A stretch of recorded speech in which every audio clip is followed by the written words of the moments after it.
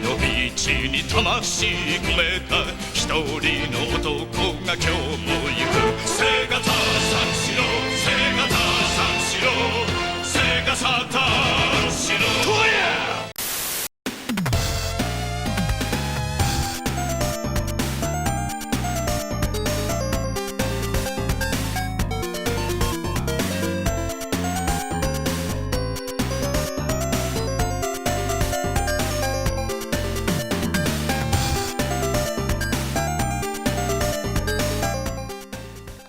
Hello everybody, Jim here, and today I am in Akihabara and I am in front of this fine game shop called Trader, and what we're going to do today is we're going to try to get a nice little Sega Saturn collection started for under $50, which I think should be pretty possible because with the exchange rate right now, yen to US dollars, it's actually pretty good. So what we want to get is at least one first-party Sega game, one racing game, one fighting game, one puzzle game, and probably the most difficult of all, one shoot 'em up. There aren't a whole lot of cheap shoot 'em ups on the Saturn, but we're going to do our best. And if we have some money left over, we're going to pick up a nice little bonus game as well. So let's get inside Trader, have a look at their Sega Saturn games, and get our collection started again for under $50. Hi, I'm Yuri どう Geller. も、ユリゲラ Now, です。 I'll send a これから telepathic あなたに message テ to レ you. パシーを送ります。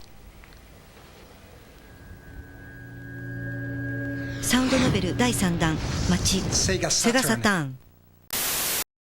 Okay, so first we get started with what I knew would be the most expensive game, and that's the shoot 'em up, and there was a lot to choose from, like Gunbird here, which I personally love, or games like Game Tengoku, the Game Paradise, which is a very fun shooter, or either the Gradius or Parodius Deluxe packs, which are awesome, but all of these games would have been at least half of our budget, and as for games like Metal Black, just forget about it, because you'll be paying $65 at a minimum for that, but all hope was not lost, because for a very reasonable price, we found a nice copy of Macross Do You Remember Love?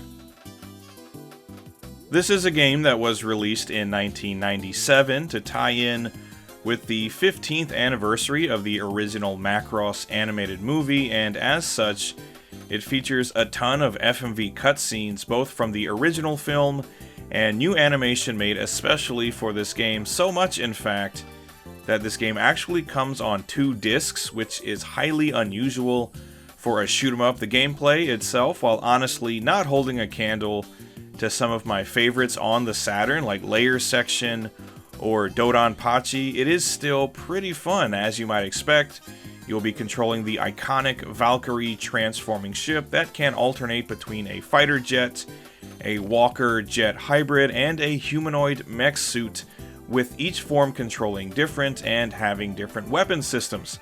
Essentially though, you have 2 main weapons, your standard Vulcan machine gun, and a barrage of lock-on missiles. Enemies very often will populate the background and foreground, where they can only be damaged by missiles, while anything in front of you can obviously be gunned down. While not the best shooter on the platform, I'd say it's still very enjoyable. It's fun, fairly challenging, but not frustratingly so, and it features some decent visuals, lots of cutscenes to enjoy, and a great soundtrack inspired by the anime as well. And if you're a Macross fan, you'll like this game just that much more, and at only 1,480 yen, it's probably the most affordable shooter you're going to find for the Saturn.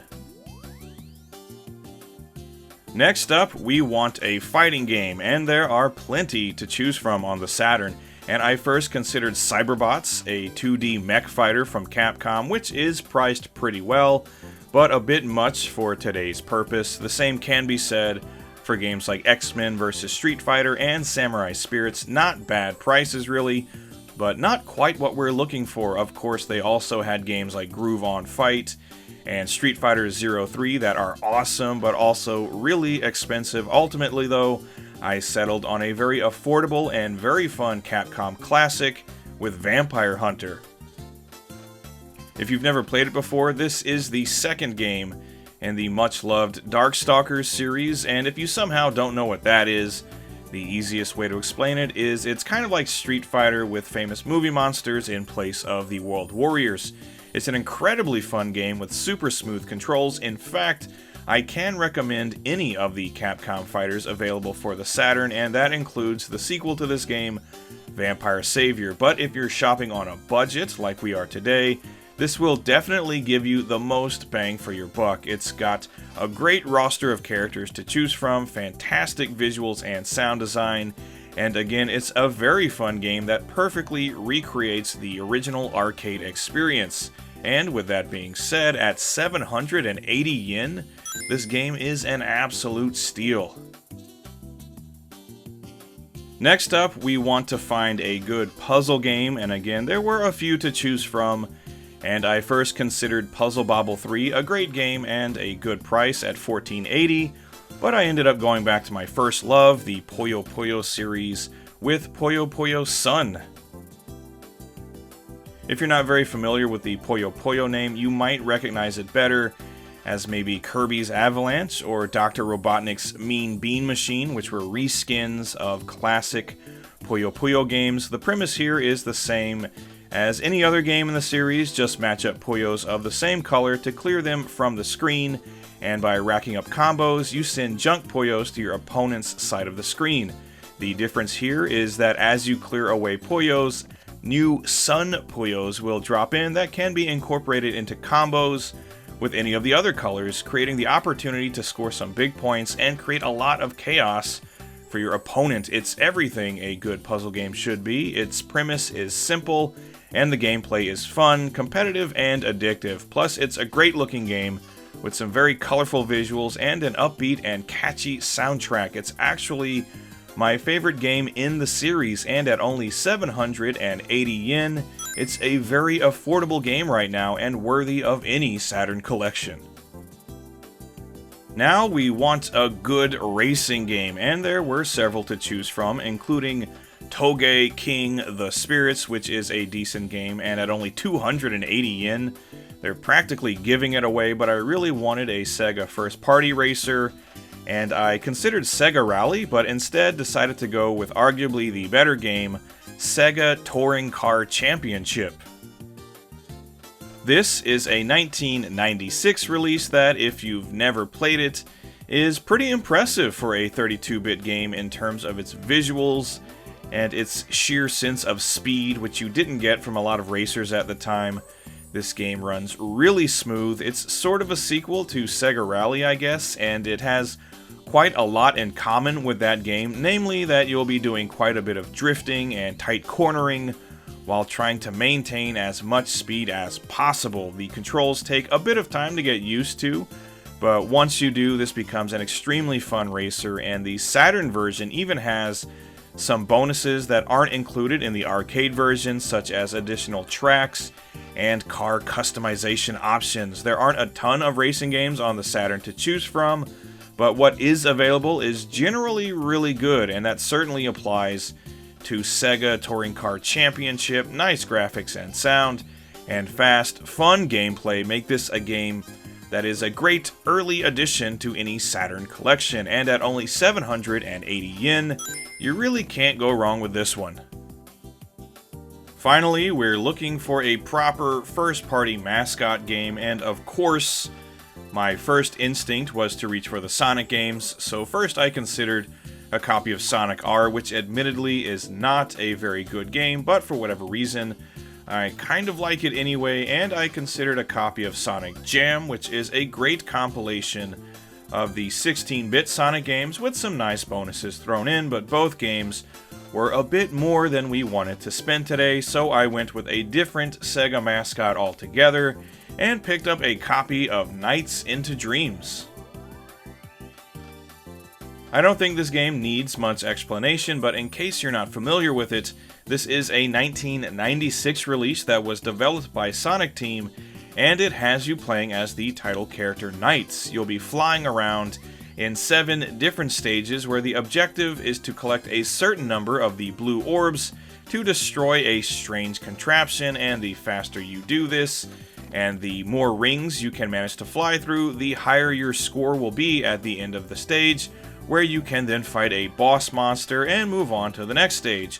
It's an exceedingly simple concept, but it makes for a very fun and unique gaming experience, and I really like this game, and I'd honestly love to see a new Knights game someday. Also, the visuals are really colorful and creative.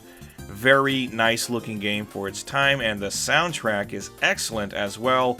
Pretty much what you'd expect from Sonic Team, who were on a real hot streak at the time. And at only 880 yen for such a great game, you can't do much better than that. And this is almost an essential addition to any Sega Saturn collection. And with that, we have all of the games we came here for, but did we have enough money left over for a bonus game? Let's head to the bar and find out.